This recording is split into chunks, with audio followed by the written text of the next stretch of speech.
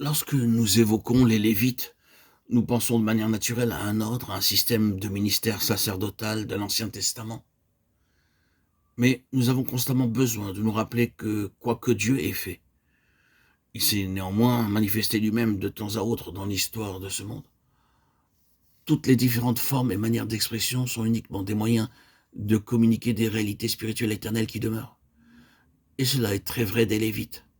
Nous parlons d'eux, nous utilisons leur appellation, mais soyons toujours conscients que nous sommes en présence de grandes réalités spirituelles divines, qui appartiennent à nous et à notre temps, si vraies qu'elles ont toujours appartenu à n'importe quel enfant de Dieu. Si bien que cette loi spirituelle du Lévite est quelque chose qui vient directement à nous, à ce moment même, ici même. Il ne serait pas possible d'espérer saisir et parcourir ce thème dans son intégralité, même si nous étions à entendre les nombreux audios que je vais publier. Et je ne suis pas en train d'essayer de le faire, mais seulement de dégager quelques-uns des éléments les plus essentiels de tout ce sujet dans ces audios. Et je voudrais commencer alors par clarifier mes pensées sur ce point. Quand nous faisons mention des sacrificateurs et des Lévites, nous traitons d'un concept spirituel et non d'un système ecclésiastique formel. Ce dernier n'a pas cours durant notre dispensation alors que les concepts spirituels, eux, la gouvernent. À présent que nous nous efforçons d'entrer dans le vif de ce sujet, vraiment au cœur même, posons-nous la question suivante. Quelle est la plus grande, quelle est la plus secrète, la plus profonde signification et importance de tout cet objet du ministère lévitique? Je crois que la réponse est la suivante. Une collaboration avec Dieu dans son œuvre. C'est une manière très simple de le dire, mais extrêmement profonde et pénétrante.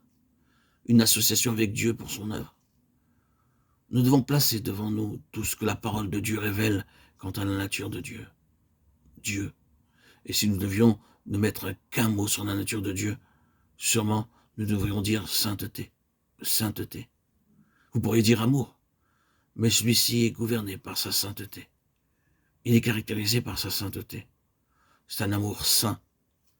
Quels que soient les autres mots que vous pourriez utiliser pour décrire ou définir la nature de Dieu, vous pourriez citer vérité et beaucoup d'autres. Ils sont uniquement l'expression de cette chose intime, sa sainteté. Sa sainteté. Une collaboration avec Dieu. Il s'agit d'une chose immense à méditer. C'est ce qui régit, qui domine tout au long de ce livre des prophéties de Malachie.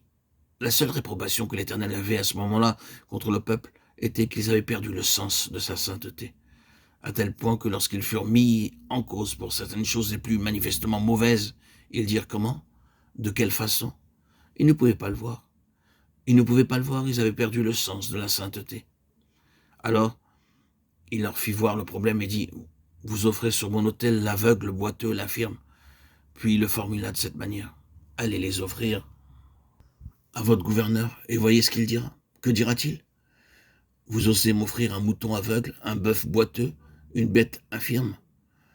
Qui pensez-vous que je suis? Quel genre de personne pensez-vous que je suis? Voyez ce que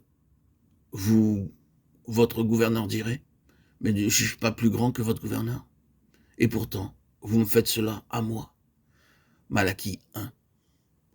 Voyez-vous, l'Éternel a des méthodes saisissantes pour que les personnes se retrouvent face à face avec lui. Et je me sers uniquement de cet exemple comme moyen pour arriver à tout ce sujet. Devenir un collaborateur avec Dieu.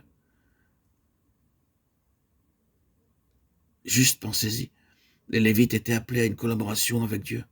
Là était l'alliance de Dieu avec Lévi. Une alliance de vie et de paix. Pensez-y.